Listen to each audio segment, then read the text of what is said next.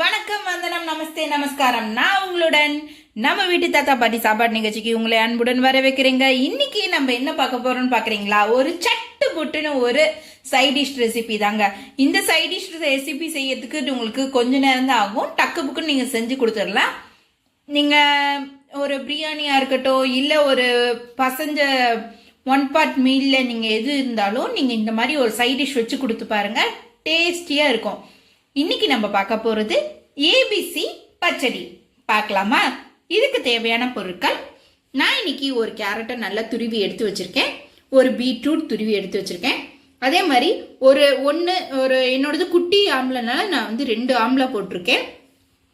அப்புறம் ஒரு பச்சை மிளகா, இஞ்சி, ஒரு சின்ன இஞ்சி துண்டு, கொத்தமல்லி புதினா தேவையான அளவு, கருவேப்பிலை தேவையான அளவு, கொஞ்சோண்டு ஒரு அரை ஸ்பூன் ஜீரகம் எடுத்திருக்கேன், அரை ஸ்பூன் கடுகு, ஒரு கப் தயிர், ஒரு அரை ஸ்பூன் பெருங்காயம், ஒரு அரை ஸ்பூன் வெந்தய பொடி.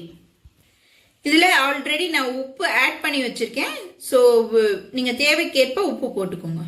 முதல்ல இந்த கேரட், பீட்ரூட், ஆம்லா இது எல்லாத்தையும் ஒன்றா போட்டுக்கலாம். இது எல்லாம் ஒன்றா போட்டு கேரட்டு, ஆம்லா, பீட்ரூட் எல்லாத்தையும் ஒன்றா போட்டுக்கோங்க. இதுக்கப்புறம் நம்ம எடுத்து வச்சிருக்க ஒரு கப் தயிர், வெந்தய பொடி, பெருங்காயம் இதையும் ஒன்றா இதோட சேர்த்துருக்கேன்.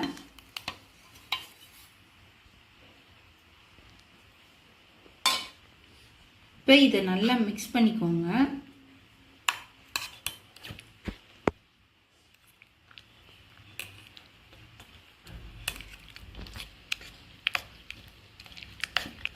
இப்போ பார்த்தீங்கன்னா நல்லா மிக்ஸ் பண்ணி வச்சாச்சு. ஸோ இந்த மாதிரி வந்துடும். ஒரு கரண்டியில் ஒரே ஒரு ஸ்பூன் எண்ணெய் ஊற்றிக்கோங்க. இல்லை எண்ணெய் காய்ச்சதும் கடுகு, அதுக்கப்புறம் நம்மளோட ஜீரகம், கருவேப்பிலை இதெல்லாம் போட்டுக்கோங்க. நல்லா இது வெடிச்சிருச்சு. பொரிஞ்சு வந்தோடனே இதில் நம்ம வச்சிருக்க இஞ்சி, பச்சை மிளகாய் அப்படியே சூட்டில் போட்டுருங்க. அப்படியே நல்லா பொரிஞ்சிடும். நல்லா பொரிஞ்சு வந்துடும். இது அப்படியே நம்ம கலக்கி வச்சிருக்கோம் பார்த்தீங்களா, அதில் ஊற்றிடலாம்.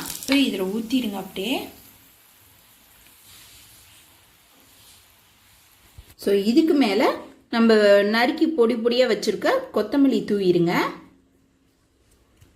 ஸோ நம்மளோட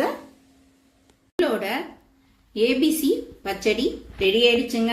ஸோ இதே மாதிரி டேஸ்டியாக ஒரு ரெசிபி வேணும்னு நினச்சிங்கன்னா நீங்கள் மறக்காமல் என்ன பண்ணணும், நம்ம வீட்டு தாத்தா பாட்டி சாப்பாடு நிகழ்ச்சியை நீங்கள் மறக்காமல் லைக் பண்ணுங்கள், சப்ஸ்கிரைப் பண்ணுங்கள். அண்ட் நீங்கள் மறந்துடாமல் வேறு என்ன ரெசிபி வேணும்னு சொல்லிட்டு உங்களுக்கு பிடிச்ச ரெசிபியை நீங்கள் எனக்கு கமெண்ட் செக்ஷனில் சொல்லுங்கள், நான் உங்களுக்கு செஞ்சு தரேன். ஸோ இதே மாதிரி ஹெல்த்தியாக டேஸ்டியாக ஒரு ரெசிபியை நான் நெக்ஸ்ட் வீடியோவில் பார்க்குறேன். பாய்.